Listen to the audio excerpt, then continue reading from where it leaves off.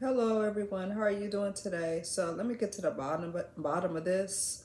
I want to talk about Unrivaled. What do you think about this new league that Nafisa Collier and Brianna Stewart started, called Unrivaled? Because I feel that it's gonna be in a way with the women's and men's college basketball teams, because they start their league in November and then they end like in March, and we all know around January, February, and March they're doing tournaments, and the college basketball teams, they're doing their championship games like in March. The tournament is basically in March. So that's when everything is blown up. That's basically the focus, these championship games. And then we also have the NBA. They start around November and then they end like in April. So the NBA basically have a long league. So I just don't understand how Unrivaled I just don't get it. How's that gonna how the league is starting in January and then it's supposed to end like maybe March, and that's gonna be in the way of everything, because right now the WNBA, they're playing. They're basically a summer season. The WNBA, they're a summer league, and then afterwards, when their league is over, people start focusing on when the NBA coming back. They start focusing on the NBA league and the college teams around November. No one's not going to be really worried about the WNBA because they're going to figure their league is over. So that's a lot to worry about. And I understand they're doing this league because they're trying to prevent some women from going overseas, which is understandable because I guess of the Brittany Griner situation, that was probably what they thought of, to create a league to prevent the women from going overseas. But some of them are probably going to go overseas anyway after the WNBA season is over, because the WNBA, they do their playoffs probably like I would say around September. And then some of them are going overseas afterwards, maybe for a few months, maybe about 6 months, and then some of them will come back for Athletes Unlimited, which been happening for the past few years, and then some may get called for Unrivaled. So it's gonna be kind of tough to get into Unrivaled. We'll see, but I just hope they be broadcasted on television. That's the only thing, because the NBA and the women's and men's college basketball teams, they are broadcasted on television. So they want to be promoted. They need to be broadcasted live on television. Because like Athletes Unlimited, they play, but they don't broadcast them live on television like that. They may play a game and then maybe a day or two they'll show their game, but it'd be like a repeat.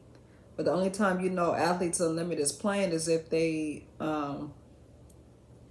show them on television. Not show them on television, but if they put it out on social media that they're about to play this game today, or this team is about to play, or the blue versus the red team about to play, something around that. But they don't put them on TV, you know. Because I have seen them play on television. I think, when was it, one year they played? I don't know if it was live, but they played on television before.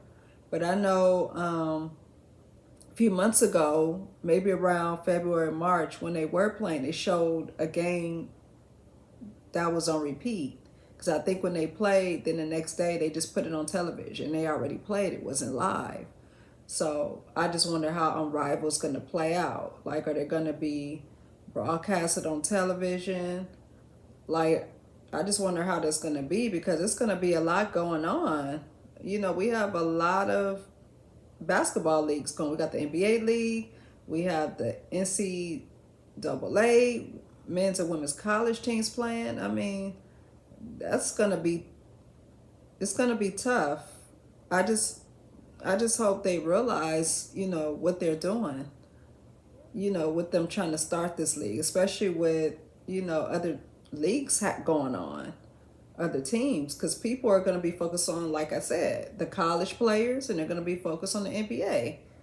I'm just being realistic, because I know I'm watching tournaments in March, so I'm probably gonna care less about Unrivaled. If they broadcast on TV, like, yeah, I'm gonna watch. I'm gonna be concerned how the league is doing, but I'm more excited about NCAA championship games, basically. So we'll see what's gonna happen, and then next year, my guess is Caitlin Clark's supposed to decide if she wants to do a fifth year. Now, I remember she was on this award show and she received some award. I can't remember what the award is called. She received some award, and I guess she talked about how she's not sure if she wants to declare for the 2024 draft. She may possibly do a fifth year. She doesn't know yet. I guess we'll see next year. But I think she should declare for the 2024 draft next year. I think she's ready. But she has to do what's best for her.